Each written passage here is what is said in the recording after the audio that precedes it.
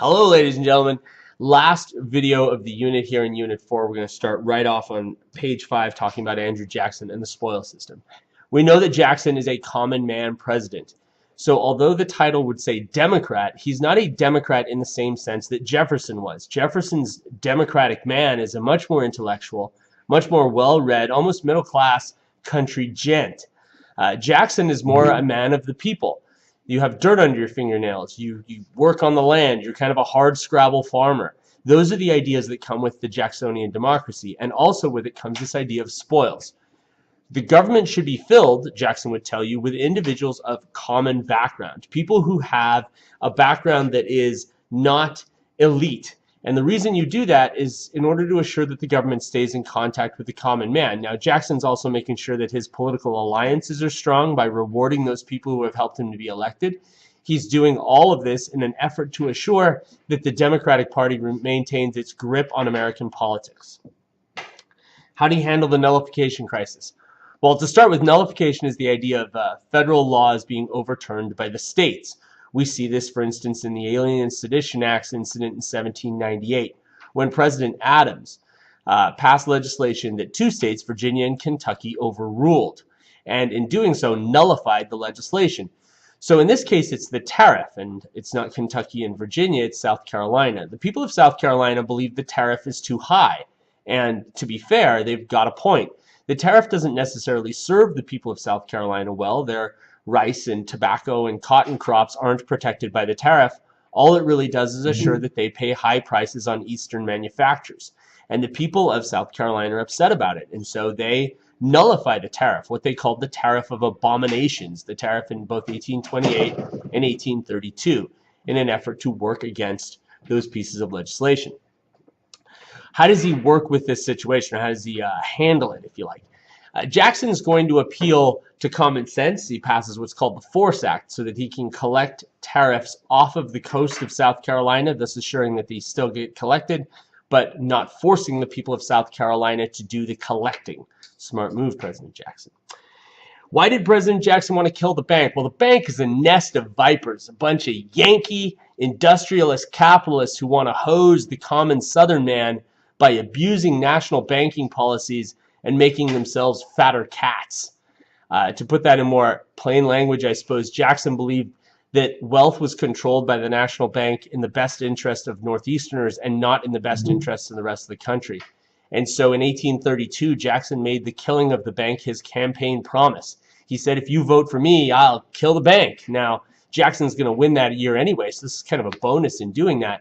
And when he does win, he begins taking the money out of the national bank and putting the money into smaller state banks, thus killing the national bank a couple of years before it was set to die anyway in 1836. Now, what you should remember is that that isn't a good thing.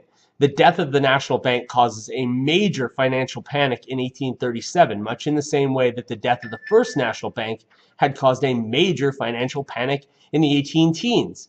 So we need that kind of federal banking system in order to supervise the government.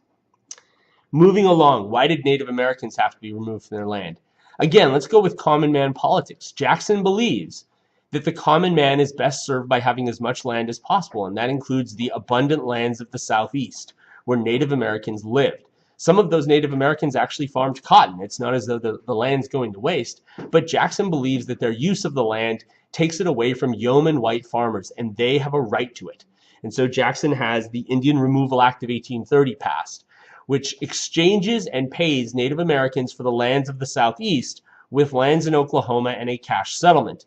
When Native Americans resisted, say for instance through the courts in Worcester versus Georgia, Jackson went over the head of the Supreme Court. Even though the court had favored the Indians' claim to the land and said that they did not have to go, Jackson said that they had to go and began the forced removal that later on becomes the Trail of Tears, which happens actually during Martin Van Buren's presidency, most of it. But as they move the Native Americans, bless you, to the west, it assures that we are going to see less and less Native American presence in those lands, and that Jackson can continue to maintain his promise to the yeomen of America.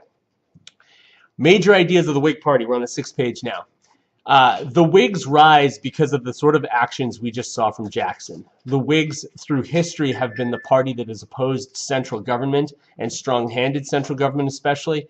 And so the Whigs are here to oppose Andrew Jackson, who they believe has taken on king-like powers, that his use of the veto, that his abuse of power, that his handling of the Native Americans, his use of spoils, the way in which the government has now begun to serve just him and his ideas is not democracy, it's monarchy, and we have to fight it.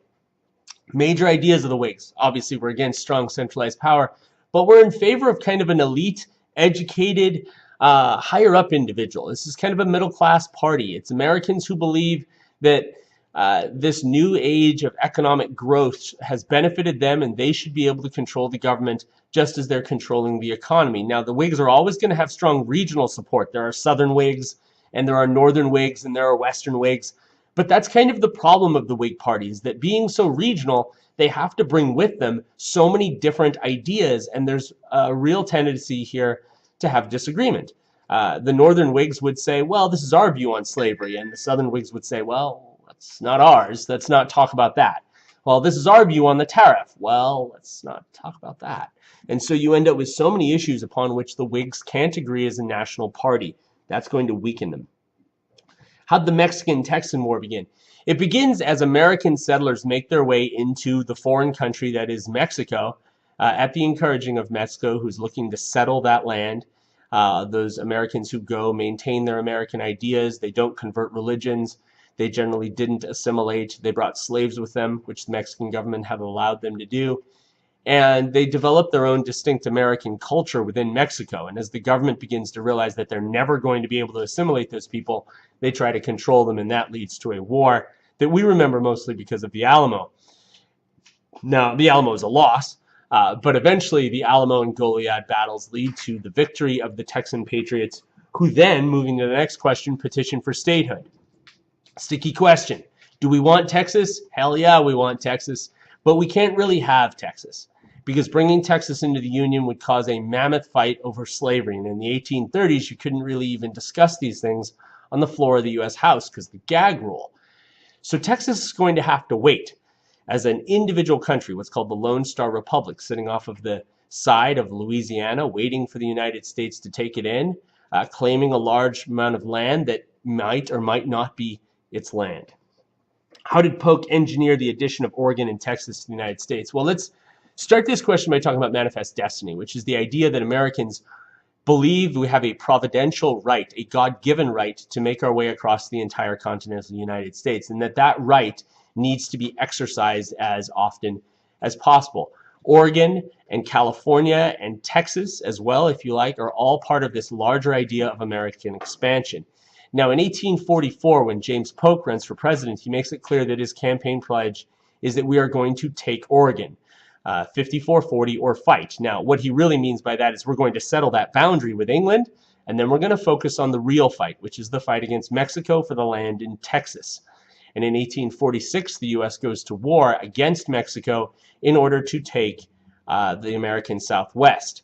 When the war is over and the Treaty of Guadalupe Hidalgo is signed for $15 million, the United States really now has completed the vast majority of the puzzle. How did Polk engineer that war? Well, we established forts in the disputed territory that might have been Texas, but also might have been Mexico. And in doing so, we got Mexico to attack us, and Polk could say, hey, we've been attacked on American sovereign soil. Let's go to war. All right, ladies and gentlemen, that's the unit.